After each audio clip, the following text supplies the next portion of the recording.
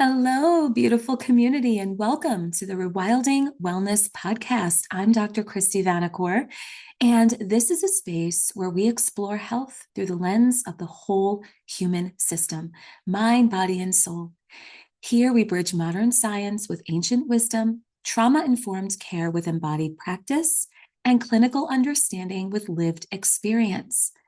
Rewilding Wellness is about remembering what the human body already knows: how to regulate, repair, and return to safety, rhythm, and wholeness. I'm thrilled to have you here. And as a part of my community, I am Dr. Kristy, a licensed psychologist, multidimensional wellness practitioner, and I offer 30 years of experience working with children, adults, and families. My work integrates everything from trauma-informed psychology to nervous system regulation, ancestral wisdom, and modern science to support root cause healing. I'm thrilled to have you here. Today, we're going to be talking about something that everyone struggles with, yet very few people really understand what it's all about. And the self-help world tends to minimize it and misappropriate it to different causes. Negative self-talk, okay? And most people think that this self-talk is a mindset problem, but that's not actually the case. So when we've got an internal voice that's saying things like, I should be better than this, and why can't I just get it together? Or I'm falling behind, I'm too much, or I'm not enough, or I'm no good at this, or no good at that. Most people believe that this voice is psychological in nature, that this is a mindset problem, or low self-esteem, or lack of confidence. But this is not true. The voice that's criticizing you is not primarily psychological at all. It's physiological. So today I want to gently dismantle one of the most persistent myths in health, which is the idea that you can simply think your way out of anxiety or self-criticism or self-judgment or chronic inner pressure. Right? Because for most people, the problem is not that they don't know how to think differently. The problem is that their nervous system does not yet feel safe enough to allow different thoughts to exist. So that is what we're going to dive into here today. Again, I'm so happy to have you here. And as always, if you're listening to this and you have questions, reach out to me, get in touch with me. I love having conversations with you all. I love reading your feedback. And my goal is still to, at some point, make this an interactive show where I can answer your questions right in the moment as they're happening, and we can have really beautiful conversations together.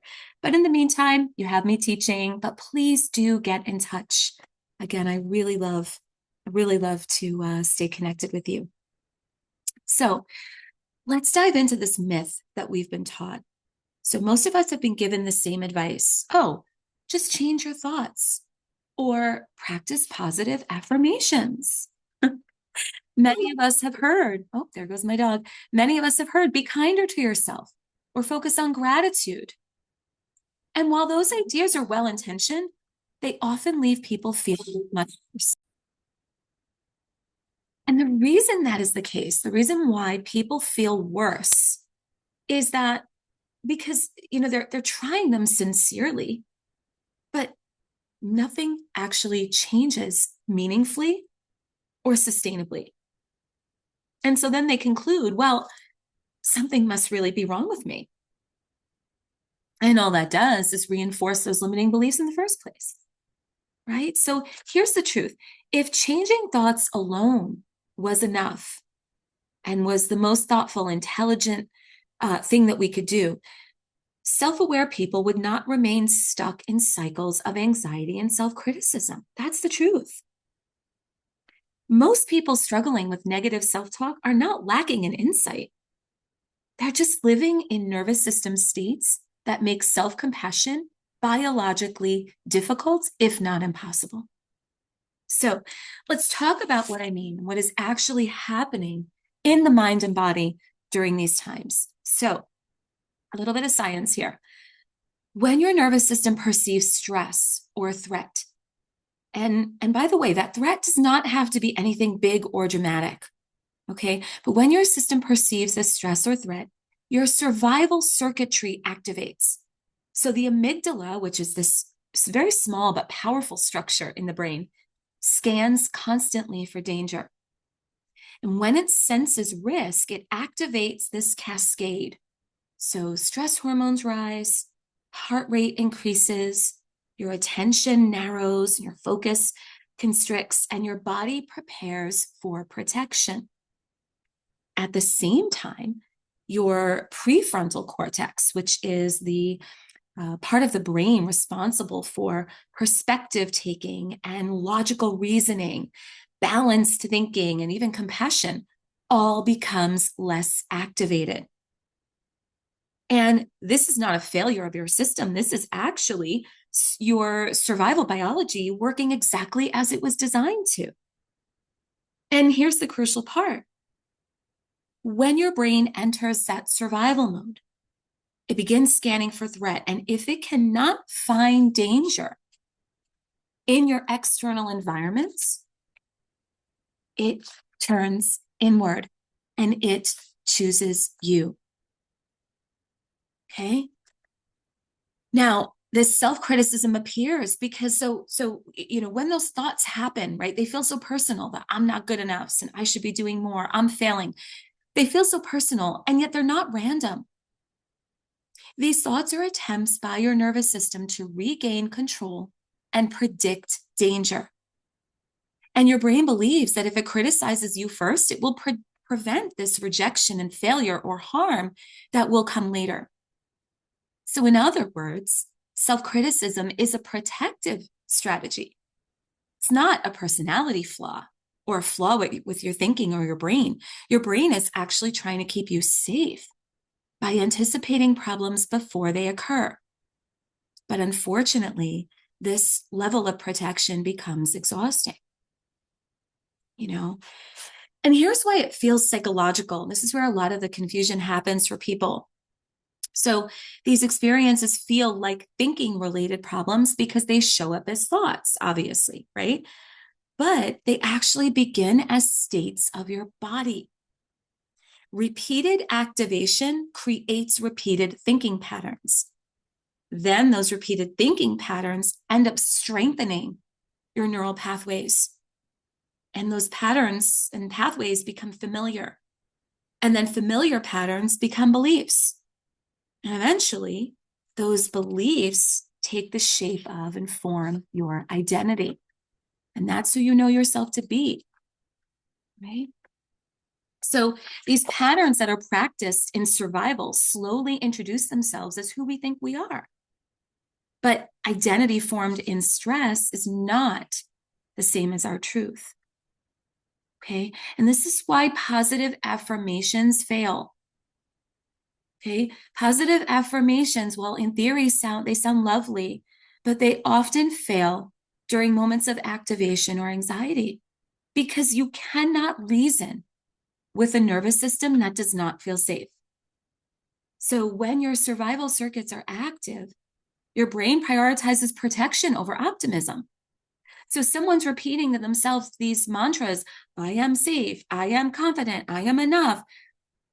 And your survival brain might respond internally with, no, you're not. You're not safe. You're not confident. You're not good enough. And that's not because you lack belief. It's because your physiology in those moments are overriding your cognition.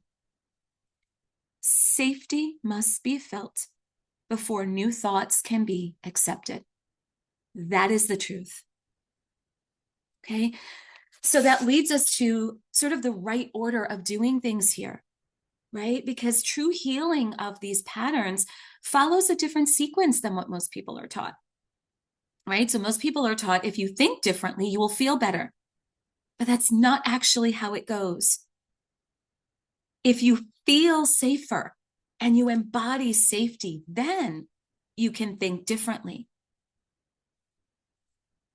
And the reason for that is that when your nervous system regulates, your breathing slows, your attention widens, that prefrontal cortex that I mentioned before, that is responsible for logical reasoning, right? And all of that, that comes back online.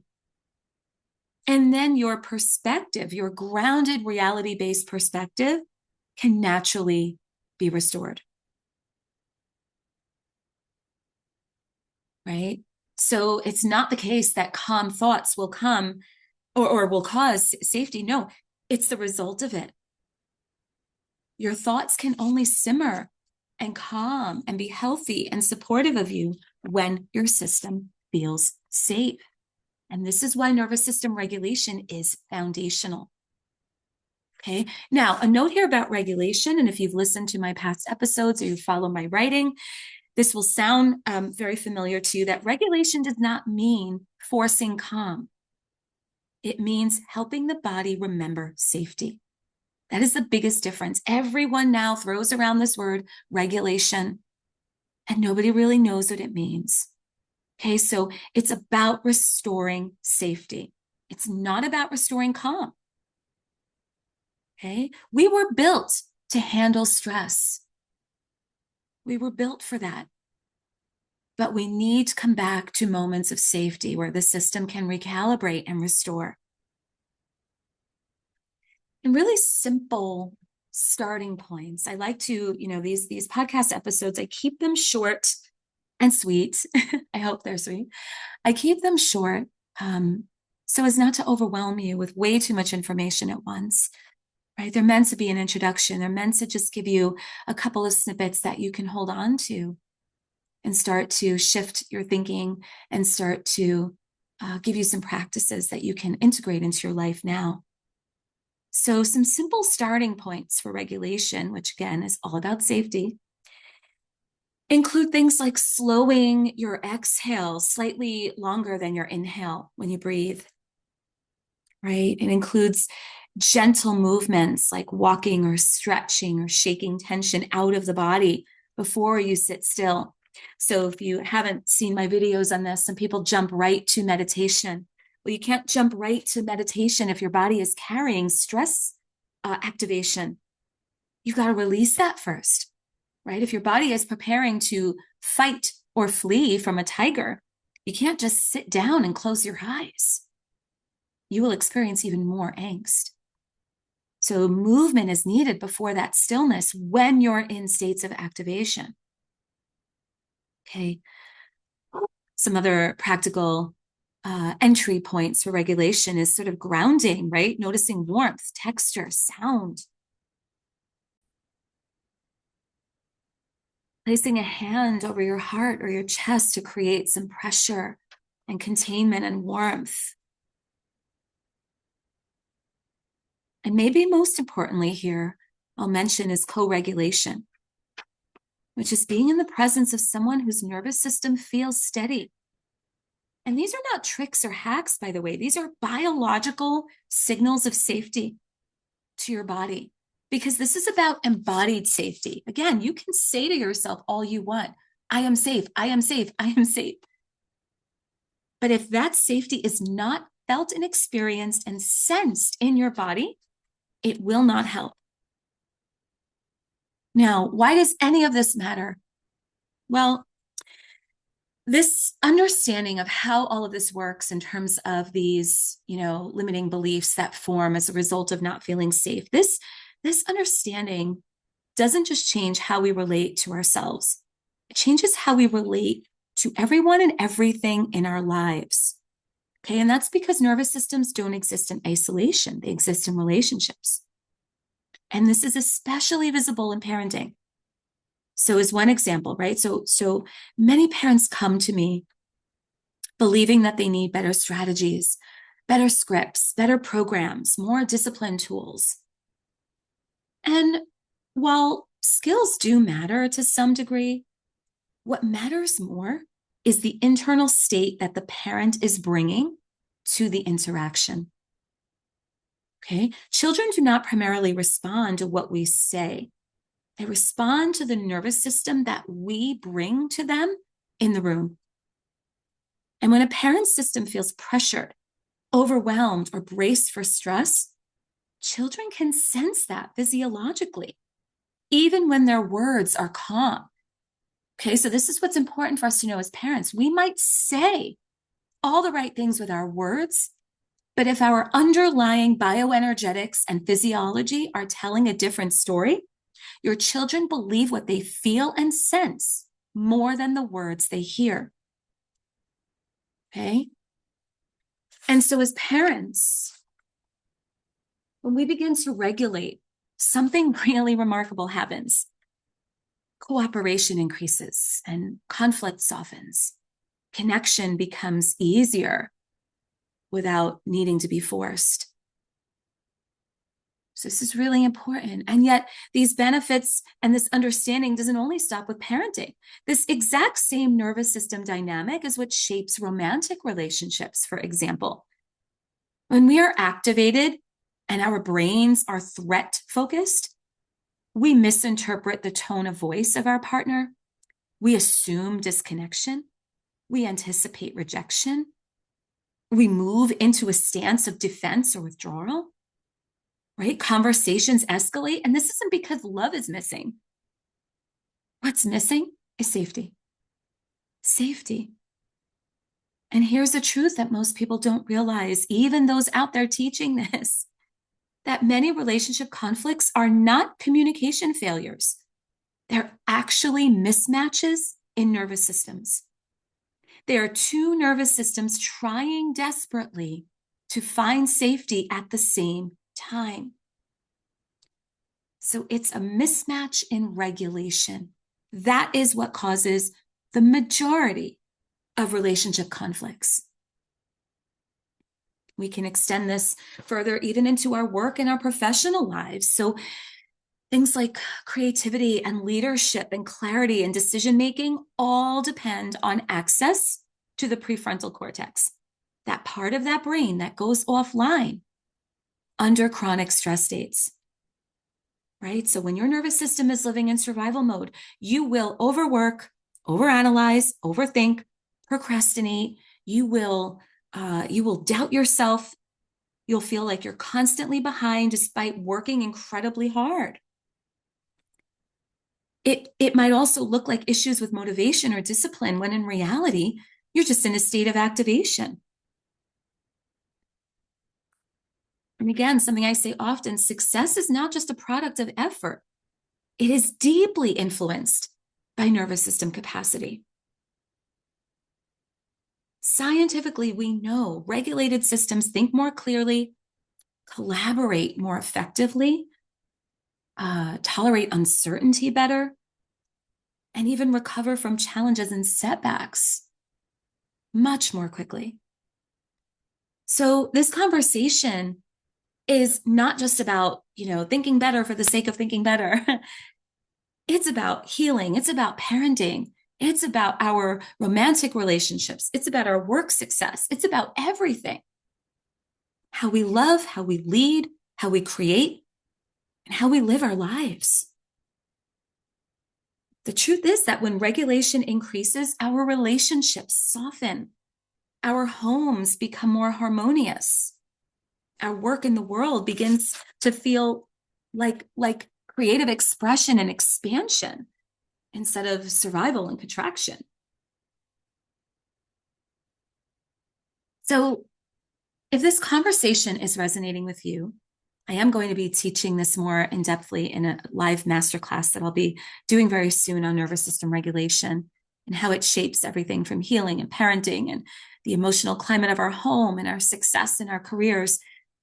And we'll be exploring more in depth regulation, not as a technique, but the biological foundation that allows for connection and clarity and resilience to emerge naturally. So for now, I want to leave you with this. If your mind has felt harsh and critical and overwhelming, okay, this doesn't mean that you have a mind problem. This doesn't mean your personality is the issue. It just means that your nervous system has been working really hard to protect you, and probably for a really long time, right? It's your body's beautiful intelligence waiting for you to return to safety. When your body feels safe, your mind can become quieter. And the compassion that you've been trying to have for yourself can arrive on your own. Right? Your body has to feel safe before your mind can be kind. That is the truth. So let us pause here together before we end, and let's take a breath together.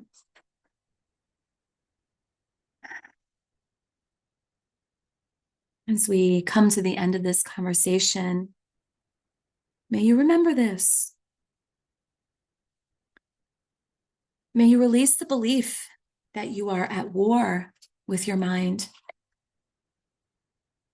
May you begin to see that the parts of you that feel anxious, critical, or overwhelmed are not actually enemies to defeat, but they've been protectors that have been working tirelessly in the absence of your felt sense of safety.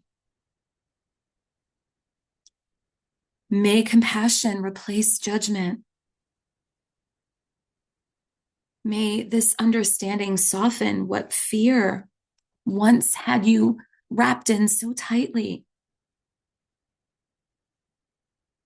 May your nervous system remember rhythms that are much older than stress, rhythms of breath and belonging and being held within life rather than braced against it. May your body feel permission to rest and relieve from constant vigilance. May your thoughts grow quieter as safety grows stronger. May you come to trust that healing does not require becoming someone new. It's about gently returning to who you've always been underneath all of those layers of armor designed to help you survive. May your presence become more steady and grounded so that you can become a place of refuge, not only for yourself, but for those you love, your children, your loved ones, those you lead, those whose lives that you touch every day. May your home feel softer and your relationships safer. May your work in the world feel more aligned with your true capacity and wisdom. And may you walk forward this week remembering that you were never meant to do this life alone. And you were never meant to live in it in survival mode. May you be held in steadiness and guided by truth and supported by love. Remember, your mind is not the problem that you need to fix. Your nervous system is asking to feel safe enough to remember the magnificent being that you already are. And so it is. Thank you, my beautiful friends, for spending this time with me today. If this conversation resonated with you, carry one small practice forward this week. Slow down, listen inward, and meet yourself with curiosity instead of correction. And if you want to go deeper with this work, connect with me. I'll share information about upcoming teachings and resources and other ways we can work together. Email me at Kristy@KristyVanacore.com. Connect with me on social media, Facebook, Instagram. All of my contact information is on my YouTube channel. And until next time, may you move gently with yourself. Stay rooted in what is true. And remember that healing happens through beautiful relationship with your body, with your breath, and with every moment of your life. Many, many blessings. This is Dr. Kristy Vanacore, and this is Rewilding Wellness. Be well.